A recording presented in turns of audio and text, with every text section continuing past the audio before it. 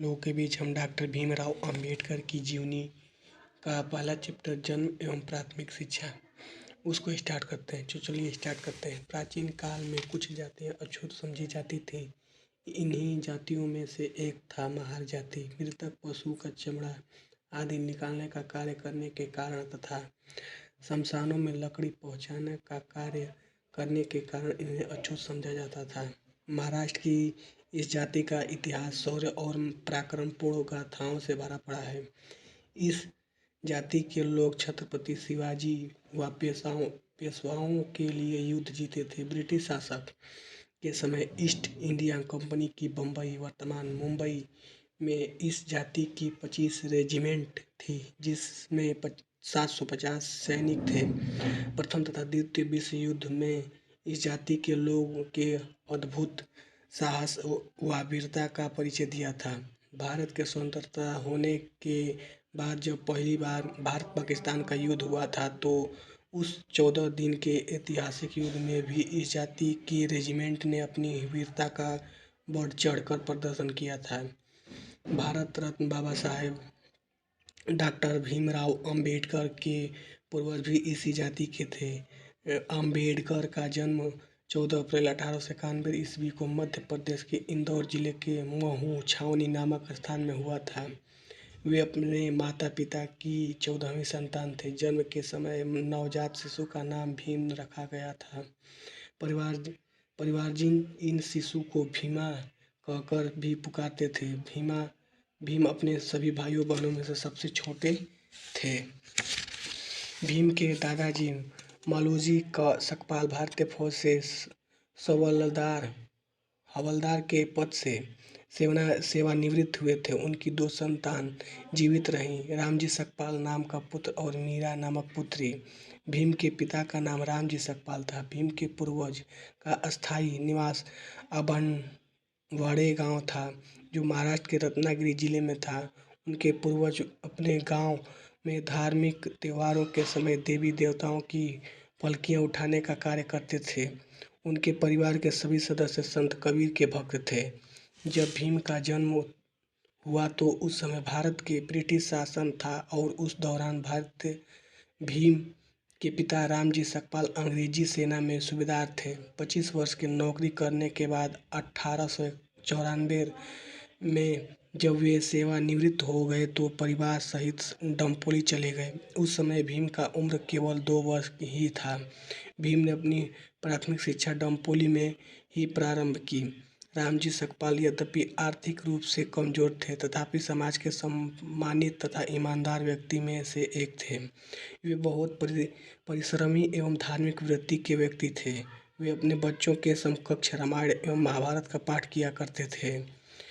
वे अपने बच्चों को केवल आध्यात्मिक विकास तक ही सीमित नहीं रखना चाहते थे, बल्कि उनका सांसारिक उत्थान भी चाहते थे। उन्होंने सभी बच्चों में शिक्षा के प्रति गाढ़ प्रेम उत्पन्न किया। रामजी सकपाल के चरित्र की सबसे बड़ी विशेषता यह थी कि वे मांस मदिरा से बहुत दूर थे। बचपन में भीम बहुत ही शरारती थे। पास में वट वृक्ष पर रोज ही सुरपाराव खेल खेलने और झगड़ने, मोल लेने, मारपीट करने, उधर मचाने और बखाड़ा खड़ा करने के मारे घर के लोगों को भी भीम के इन झमेलों से झुलझुलाते मुसीबत हो जाती थी। भीम की माता का नाम भीमाबाई था। वे एक साधन संपन्न परिवार से थी। वे धार्मिक स्वभाव की थीं और पूजा पाठ में उनकी बड़ी रुचि थी। उनके पिता एवं 6 चाचा सेना में सूबेदार मेजर थे।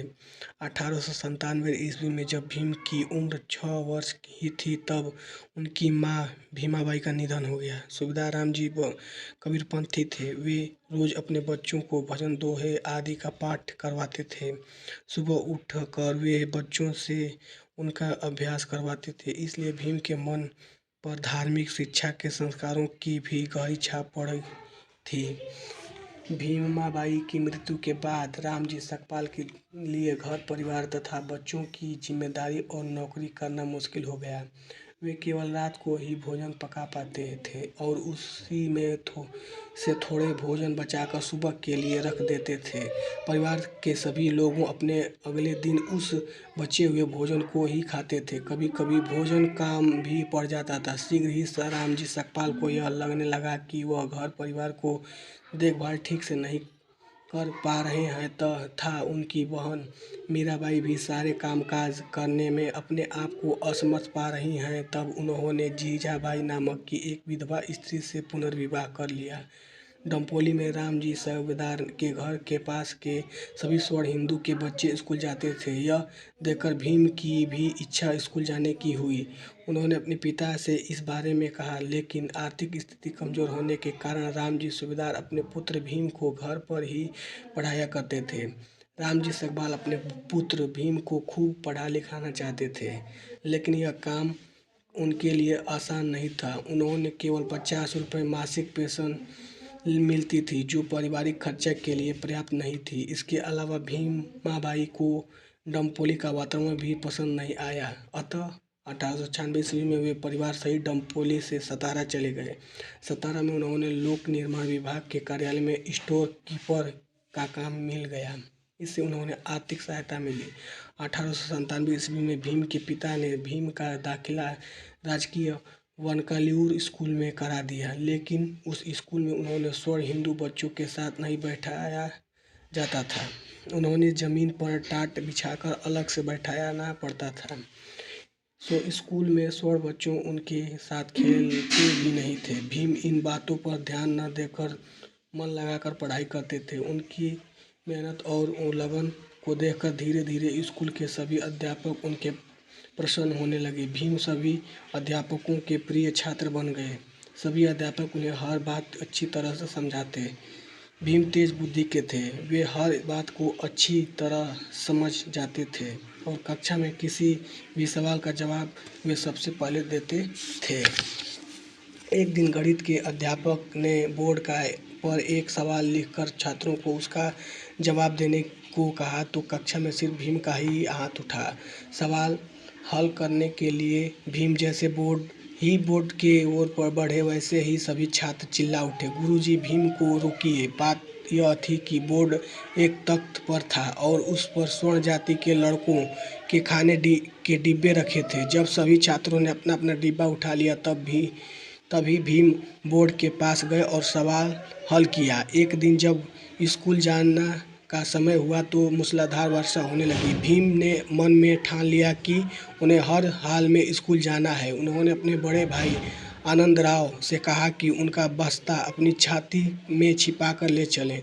आनंदराव बड़े चकित हुए कि वह ऐसी तेज बरसात में स्कूल जाएगा, लेकिन भीम ने बड़े दृढ़ता स्वर में कहा, मैं बारिश में भीगता हुआ जाऊंगा। आनंदराव ने भीम को बहुत ही समझाया कि स्कूल जाने में कठिनाई होगी, लेकिन भीम अपने बात पर अड़े रहे। उस स्कूल में पड़ोस अम्बेडकर नामक एक ब्राह्मण अध्यापक थे। बाल भीम को भीगते कपड़े को स्कूल में आया देखकर अध्यापक भी चकित रह गए।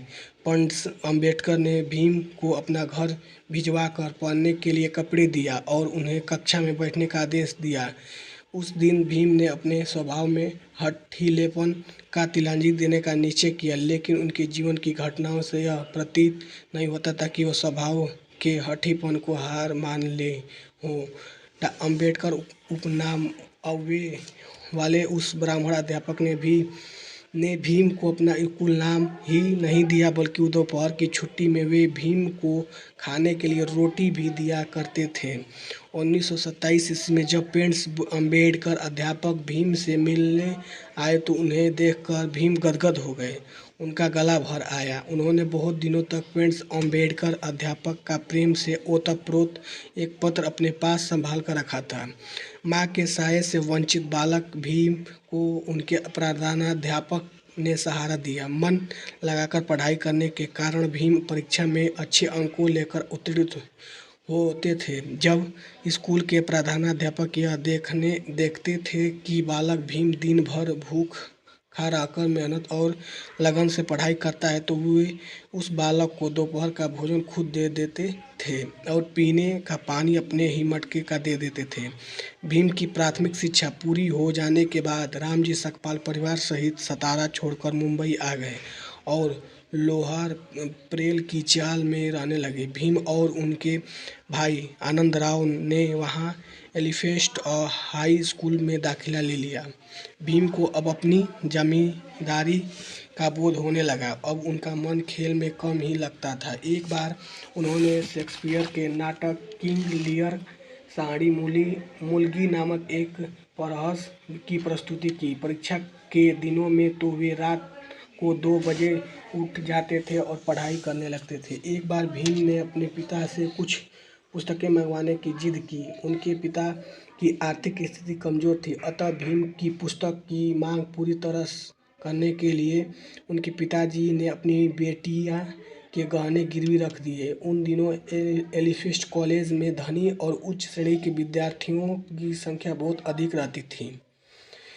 भीम को अंग्रेजी और फारसी पर अच्छी प्रवीण थी, इसलिए फारसी के प्रोफेसर ईरानी और अंग्रेजी के प्रोफेसर मैक्लूर भीम का अधिक स्नेह करते थे। प्रोफेसर मैक्लूर तो उन्हें इतना प्रेम करते थे कि वे उन्हें शर्ट भी दे दिया करते थे। रामजी सकपाल भीम को संस्कृत सिखाना चाहते थे, लेकिन संस्कृत के अध्यापक ने उनसे कहा कि वे अछूत बच्चों को संस्कृत नहीं पढ़ाते हैं। इस बीच रामजी ने जीजाबाई नामक की एक विधवा से दूसरे विवाह कर लिया। भीम को अपनी सगी माता के आभूषण सौतेली माता के शरीर पर देखकर बहुत ही रोष हुआ। तब वे उनका मन घर से खटक होने लगा। एक दिन भीम जीवन से विरक्त होकर सिद्धार्थ की तरह घर छोड़कर चले गए, लेकिन फिर उन्होंने अपने जीवन के लक्ष्य की अभिज्ञात का बोध हुआ वह जल्द ही घर लौट आए। जब वे घर वापस आए तो आत्मनियोजन, नाते रिश्तेदारों के चिंतातुर चेहरों और डबडबाई आंखों को देखकर उनके लिए असहनीय हो गया। बचपन में भीम को सतारा में रहते हुए अस्पृश्यता के प्रभावों के सहन करना पड़ा था। उनके सिर के बाल काटने के लिए कोई हजाम तैयार नहीं होता था, इसलिए उनकी बड़ी बहन की उनकी हजाम बनाया करती थी। अकाल के दिनों में रामजी सूबेदार को गोरा गांव के पास काम का पर तैनात किया गया था। उनके बच्चों सतारा में रहते थे। एक बार भीम अपने भाइयों के भांजों के साथ लेकर रेलगाड़ी में गोवा गांव पहुंचे, लेकिन स्टेशन से गांव तक पहुंचने के लिए उन्हें अस्पृश्यता होने के कारण कोई अपनी गाड़ी में ले जाने के लिए तैयार नहीं हुआ। आखिरकार एक बैलगाड़ी वाला मान गया, लेकिन शर्त यह थी कि वह बैलगाड़ी नहीं हाँकेगा। एक बार भीम ने हाई स्कूल के शिक्षक के पूछा, भीम तुम तो अछूत हो, तुम पढ़ लिख कर क्या करोगे? इस पर भीम ने जवाब दिया, मैं पढ़ लिख कर वकील बनूंगा और अछूतों के लिए नया कानून बनाऊंगा, छुआछूत का भेदभाव मिटाऊंगा, जो सरकार को मानना पड़ेगा। भीम की यह बात सुनकर शिक्षक के मन में भीम का स्थान ऊंचा हो गया। वह उन पर अधिक ध्यान देने लगे और उनसे स्नेह करने लगे। वे जानते थे कि भीम एक होनहार लड़का है और वह एक न एक दिन कुछ बनकर ही रहेगा। जैसे जैसे भीम ऊपरी कक्षाओं में प्रवेश कर रहे थे, उनके स्वभाव का हठीपन, उतावलापन, शरारतीपन कम होने लगा। वे अध्ययन के लिए अधिक ध्यान देने लगे। वे पढ़ाई के प्रति गंभीर रहने लगे। वे रात में मिट्टी के लैंप की टिमटिमाती रोशनी में पढ़ते थे। कभी कभी तो वे सारी रात जागकर सुबह तक पढ़ते थे। स्कूल के छुट्टी होने के बाद वे चर्नी रोड गार्डन में जाकर पाठ्यक्रम के अतिरिक्त अन्य पुस्तकों का भी अध्ययन करते थे। उसकी उद्यान में एक बार भीम की भेंट केलुस्कर अध्यापक से हुई। उन्होंने भीम से पूछताछ की और उन्होंने पठन पाठन के लिए पुस्तक के चयन का मार्गदर्शन किया। उन दिनों मैट्रिक हाई स्कूल की परीक्षा उत्तीर्ण करना बहुत ही कठिन काम माना जाता था और अस्पृश्य छात्रों में मैट्रिक की परीक्षा उत्तीर्ण करने वाले अकेले भीम ही थे। डबल की चाल के निवासियों ने उनका अभिनंदन करने के लिए एक समारोह आयोजित किया। इस सत्कार समारोह से केलुस्कर नामक के अध्यापक ने, जो एक मराठी लेखक भी थे, वे ने मराठी भाषा में लिखी अपनी एक पुस्तक बुद्ध चरित्र की एक प्रति भीम को भेंट की। केलुस्कर अध्यापक और लेखक होने के साथ साथ एक समाज सुधारक भी थे। भीम के कॉलेज में प्रवेश लेने की सलाह भी उन्होंने ही दी थी। एक केलुस्कर जानते थे कि भीम के पिता रामजी की आर्थिक स्थिति ठीक नहीं है। इसी कारण भीम भी कुछ उदास से रहते थे। एक दिन केलुस्कर के संध्या समय भीम से पूछा, आजकल कहाँ खोए खोए रहते हो? आखिरकार बात क्या है? भीम बात को टालना चाहते थे, पर अध्यापक केलुस्कर ने पुनः जोर देकर कहा, आर्थिक संकट मंडराने लगा है क्या? अथवा यहाँ कॉलेज में भी स्वर्ण सता रहे हैं? कुछ भी छिपाना नहीं, तुम चाहो तो भी छिपाना नहीं सकते, क्योंकि तुमने सदा सत्य बोलने का प्रण किया है। भीम ने धीमी स्वर में मुश्किल से इतना ही कहा, हाँ यह सच है। तब केलुस्कर ने कहा, तो आओ मेरे साथ। भीम चल दिए। यह आप कहाँ लिए जा रहे हो? एक महलनुमा भवन में प्रवेश करते समय भीम ने पूछा। बैठा। चारों ओर हरियाली ही हरियाली थी और आलीशान भवन था। महल के पक्षकर अध्यापक केलुस्कर ने स्वयं प्रणाम करते हुए भीम से कहा, प्रणाम करो महामहिम महाराजा सियाजीराव गायकवाड़ को। महाराजा गायकवाड़ उन दिनों बम्बई में थे। भीम की सारी देह में सन्नाटा दौड़ गया। उन्होंने प्रणाम किया। महाराज सियाजीराव गायकवाड़ ने पूछा, कौन है यह? केलुस्कर ने कहा, भीम है। एलिफेंट कॉलेज के स्नातक कक्षा में पढ़ता है।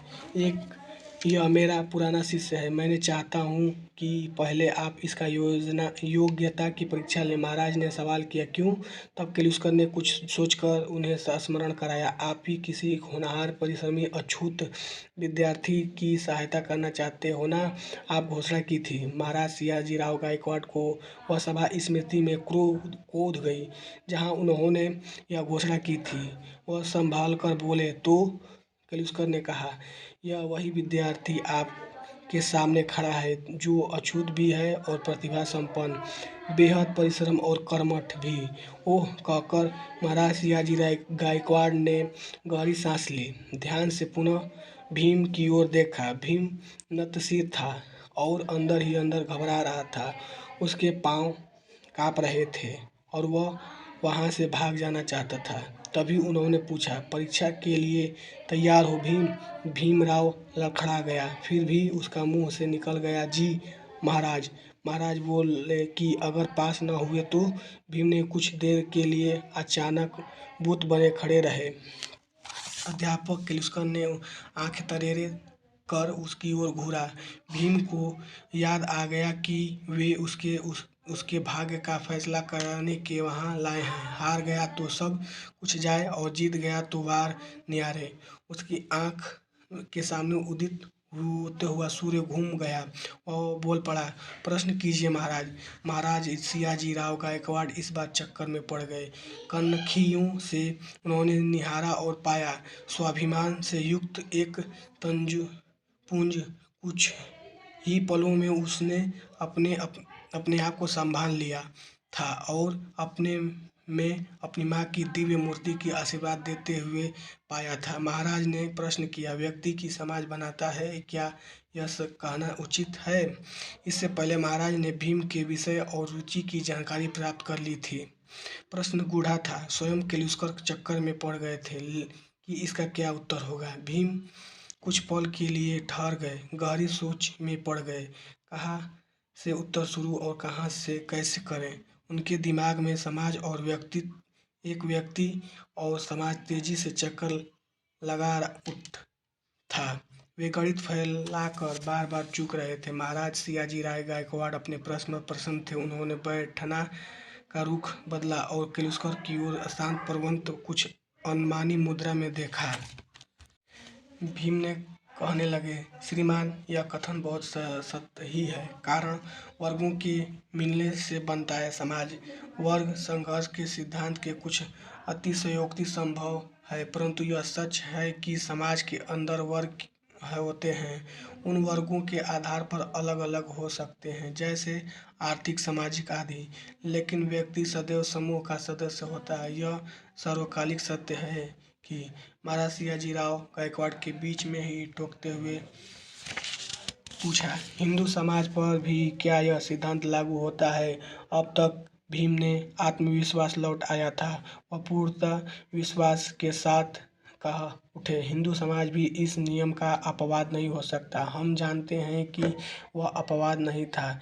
इससे जाति के उद्गम में भी हमें काफ़ी सहायता मिलती है। तब हमें इतना निश्चय करना होगा कि किस वर्ग ने सबसे पहले अपना को जाति के रूप में स्थापित किया, क्योंकि वर्ग और जाति निकटवर्तीय संकल्पनाएं हैं और कालांतर में ही दोनों अलग अलग होती हैं।